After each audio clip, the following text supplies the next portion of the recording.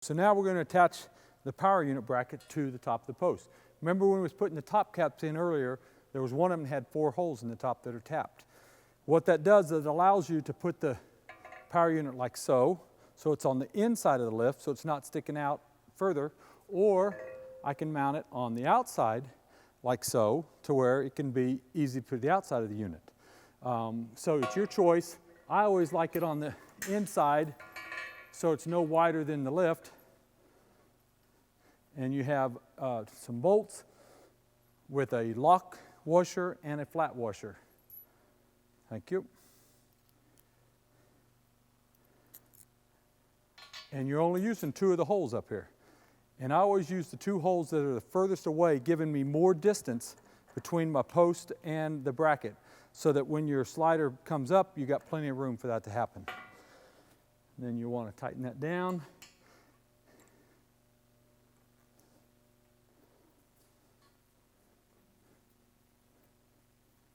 One thing you'll want to do is always put a little shim. There's 2 extra flat washers, and I put a shim right underneath this bracket and the top cap on both sides. Then when I tighten that down, it pulls that nice and level.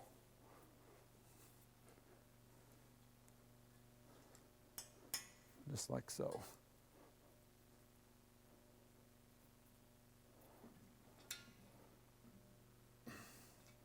Okay, now we're set there.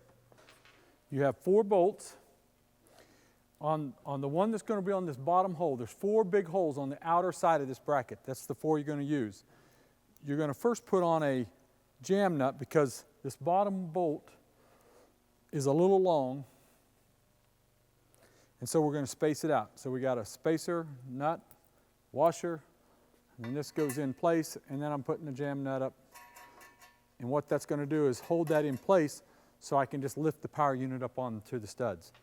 The rest of them, I just put the bolt, flat washer through, a nut to hold it in place,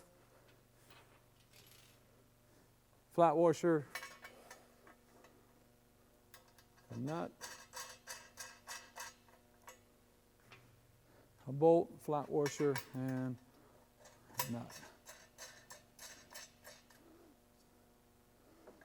Now this makes it to where one person can easily mount this power unit.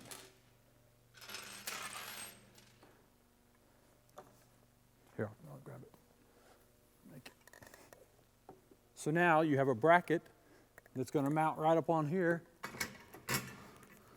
And it's so much easier if you have them studs in there, so now you can just stick it in there, hold it, and put on your back nut. This is why I make this bolt a little shorter, because you have this starter capacitor that gets in the way. If you have that long one sticking in there, it will jam up against it and you won't be able to put that nut on. So by shortening it gives you an easy way to do that. And then all you're going to do is tighten all those up, and that part is on. Now we're going to hook up our 90-degree fitting with the O-ring attachment with the jam nut. This goes right into this port on the side of your power unit. What you're going to do is just put that in, turn this in till you get right up to that O-ring. You'll feel it when you get right to it. Now position this to about 7 o'clock, 7:30ish, enough to where when you put this cable on, it's not touching the power unit at this point down here. And then go ahead and snug up your jam nut on the outside. So, for instance,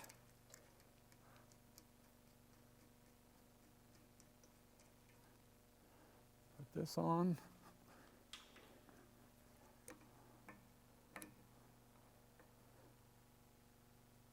Tighten it. Now position this to where it's just right at the corner of that power unit. And then tighten down the jam nut to the pump itself. And that's tightening that O-ring up, making a nice tight fit there to where it'll keep the oil from coming out. Now you're hooked to your hydraulic cylinder. Now next thing we're ready to do is put some oil to it.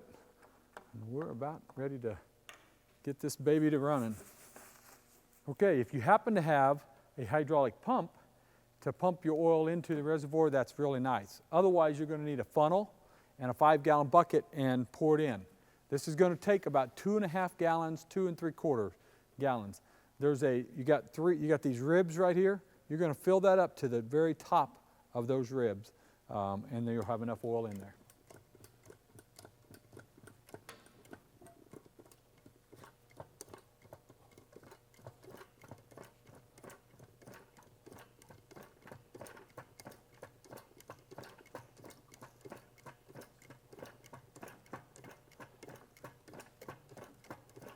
All right, now that we've got our oil filled all the way to the top of these ribs, gets it to where the level you need to be.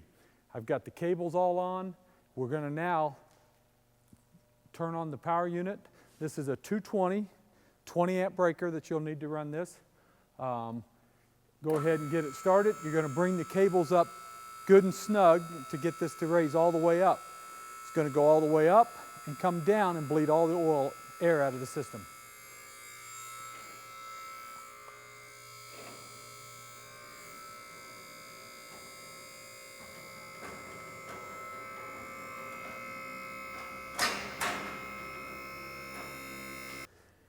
So the first time you get this all ready to go, you're going to raise it all the way up. You're going to bleed the cylinder when it goes up and comes all the way down. It bleeds the air out of that cylinder back into the tank. So we push the button. And as you see, the unit is going up. Now at this time, I haven't adjusted the locks, so you don't hear them clicking together yet. We'll do that in just a minute.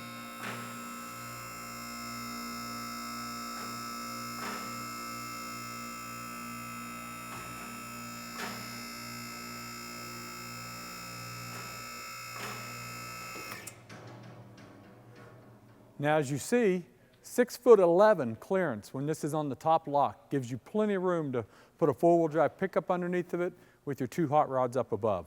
Really nice. So now what we're going to do is open up the lock and bring the unit down.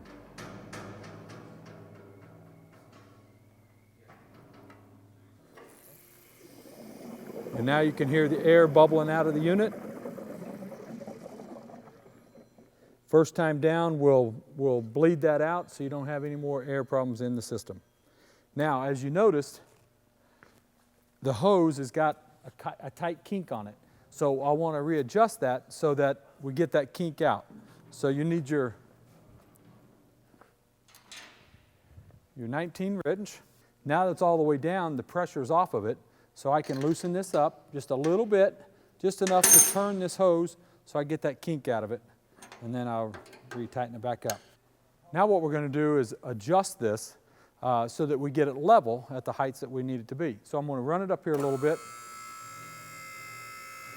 These are very easy to adjust.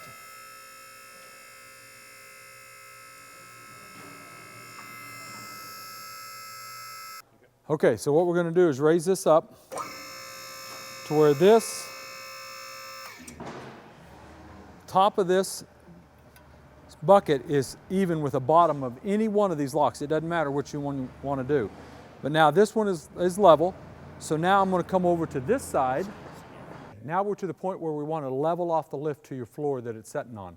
So what we're going to do is we're going to raise the lift up and we're going to gauge with this top of this bucket to the bottom of one of these locks. It doesn't matter which one. So right now I've got this top of this bucket flush to the bottom of a lock.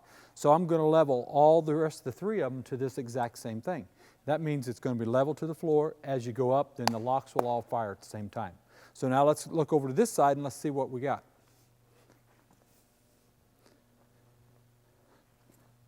Okay, you can see here we're a good 3/4 of an inch to an inch down. So that means I need to tighten that cable nut up to bring this corner up so where it's flush. And then I'll look over here. This one is flush, it's good. And this one's down about 1/4 of an inch. So I need to raise this one 1/4 and that one about 3/4 of an inch, and then they'll all be flush. So the easiest way to do that is go ahead and let it back down onto the locks so it takes all the slack out of the cable. Then I can just get up on the lift and do it with my fingers to be able to tighten that up without having to get a wrench out. So we're going to lower it down onto the locks.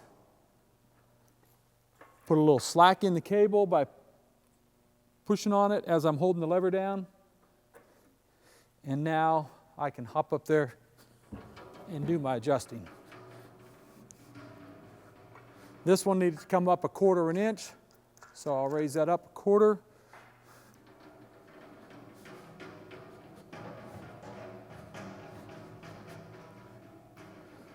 This one was 1/2 or an inch.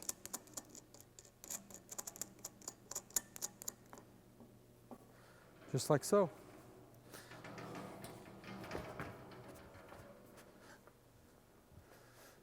Now we'll try it again.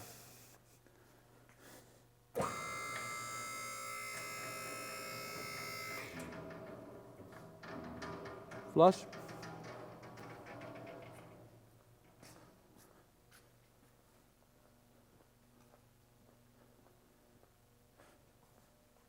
Flush, flush, flush. They're all flush. That's what we want. So now as we go up, you'll hear the locks just all click in sync together. And that's when you're on a nice level floor. It's that simple to adjust it.